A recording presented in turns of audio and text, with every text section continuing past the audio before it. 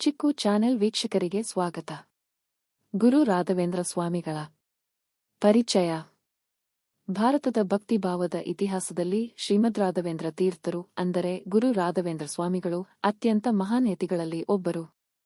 17ನೇ ಶತಮಾನದ ಈ ದಿವ್ಯ ಪುರುಷರು ತಮ್ಮ ತಪಸ್ಸು, ಭಕ್ತಿ, ಜ್ಞಾನ ಮತ್ತು ಅದ್ಭುತ ಅನುಗ್ರಹಗಳ ಮೂಲಕ ಅನೇಕ ಕೋಟಿ ಭಕ್ತರ ಜೀವನವನ್ನು ಬೆಳಗಿಸಿದ್ದಾರೆ.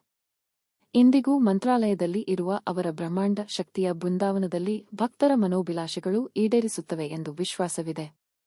ಬಾಲ್ಯ ಮತ್ತು ಶಿಕ್ಷಣ.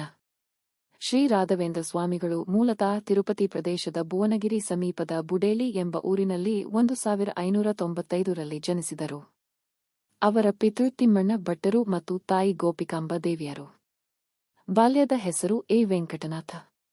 ವೆಂಕಟನಾಥರು ಬಾಲ್ಯದಲ್ಲಿಯೇ ಅತಿಶಯ ಬುದ್ಧಿವಂತರಾಗಿದ್ದು, ವೇದ, ಶಾಸ್ತ್ರ, ಪುರಾಣ, ಸಂಗೀತ, ವ್ಯಾಕರಣ, ತರ್ಕ ಇತ್ಯಾದಿಗಳಲ್ಲಿ ಅಸಾಧಾರಣ ಪಾಂಡಿತ್ಯ ತೋರಿಸಿದರು. ವಿಶೇಷವಾಗಿ ತಾರ್ಕಿಕ ಚಿಂತನೆ ಮತ್ತು ವೇದಾಂತದ ಆಳವಾದ ಅಧ್ಯಯನದಲ್ಲಿ ಅವರು ಹೆಸರು ಮಾಡಿದರು. ಗೃಹಸ್ಥಾಶ್ರಮ ಜೀವನ. ವೆಂಕಟನಾಥರು ಬಾಲ್ಯದಲ್ಲೇ ವಿದ್ಯಾಭ್ಯಾಸವನ್ನು ಪೂರ್ಣಗೊಳಿಸಿ ಗೃಹಸ್ಥಾಶ್ರಮ ಪ್ರವೇಶಿಸಿದರು.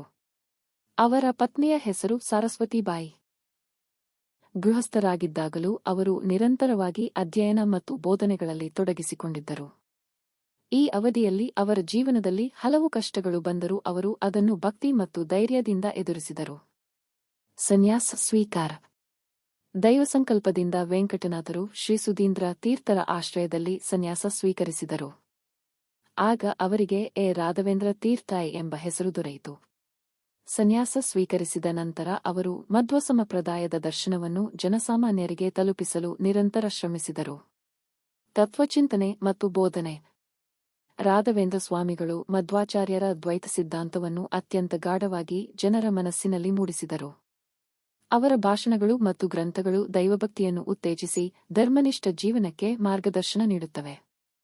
ಅವರ ಪ್ರಮುಖ ಕೃತಿಗಳಲ್ಲಿ ನ್ಯಾಯಮೃತ ಟೀಕೆ, ತಾತ್ಪರ್ಯ ಚಂದ್ರಿಕಾ, ಭಾವಪ್ರಕಾಶಿಕಾ, ಪೂರ್ವಾಪರ ತರ್ಕ, ಅನೇಕ ಉಪನ್ಯಾಸಗಳು ಮತ್ತು ಕವನಗಳು. ಈ ಕೃತಿಗಳು ಇಂದಿಗೂ ಸಂಶೋಧಕರಿಗೆ ಮತ್ತು ಭಕ್ತರಿಗೆ ದಾರಿದೀಪಗಳಂತೆ ಕಾರ್ಯನಿರ್ವಹಿಸುತ್ತಿವೆ. ಮಂತ್ರಾಲಯ ಪ್ರವೇಶ.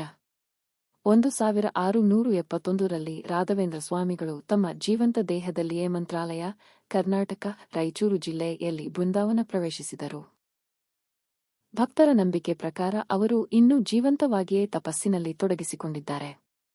ಪ್ರತಿದಿನವೂ ಸಾವಿರಾರು ಭಕ್ತರು ಮಂತ್ರಾಲಯಕ್ಕೆ ಬಂದು ಸ್ವಾಮಿಗಳ ಅನುಗ್ರಹವನ್ನು ಪಡೆಯುತ್ತಾರೆ. ಅದ್ಭುತಗಳು ಮತ್ತು ಅನುಗ್ರಹ. ಭಕ್ತರ ಜೀವನದಲ್ಲಿ ನಡೆದ ಅಸಂಖ್ಯಾತ ಅದ್ಭುತ ಘಟನೆಗಳು ರಾಘವೇಂದ್ರ ಸ್ವಾಮಿಗಳ ದಿವ್ಯಶಕ್ತಿಯನ್ನು ತೋರಿಸುತ್ತವೆ. ಅನಾರೋಗ್ಯ, ಸಂಕಟ, ದಾರಿದ್ರ್ಯ, ವಿದ್ಯಾಭ್ಯಾಸದ ತೊಂದರೆ, ಕುಟುಂಬ ಕಲಹ ಇಂತಹ ಸಮಸ್ಯೆಗಳಿಗೆ ಪರಿಹಾರ ನೀಡುವ ಶಕ್ತಿಯಾಗಿ ಅವರು ಜನರ ಹೃದಯದಲ್ಲಿ ನೆಲೆಸಿದ್ದಾರೆ.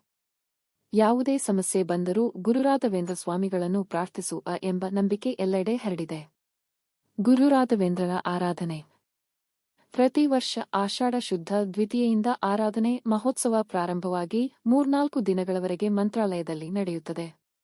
ಲಕ್ಷಾಂತರ ಭಕ್ತರು ಈ ಸಂದರ್ಭದಲ್ಲಿ ಬಂದು ಸ್ವಾಮಿಗಳ ಅನುಗ್ರಹವನ್ನು ಪಡೆಯುತ್ತಾರೆ. ಅಲ್ಲದೆ ದೈನಂದಿನ ಪೂಜೆ, ಮಂಗಳಾರತಿ, ಸ್ತೋತ್ರಪಾರಾಯಣ ಇವುಗಳ ಮೂಲಕ ಭಕ್ತರು ತಮ್ಮ ಮನಸ್ಸಿಗೆ ಶಾಂತಿಯನ್ನು ಪಡೆಯುತ್ತಾರೆ. ಭಕ್ತರ ಭಾವನೆಗಳಲ್ಲಿ ರಾಘವೇಂದ್ರ ಸ್ವಾಮಿ. ಭಕ್ತರ ಕಣ್ಣಿನಲ್ಲಿ ರಾಘವೇಂದ್ರ ಸ್ವಾಮಿಗಳು ಕೇವಲ ಯತಿ ಮಾತ್ರವಲ್ಲ, ದೇವರ ರೂಪವೇ.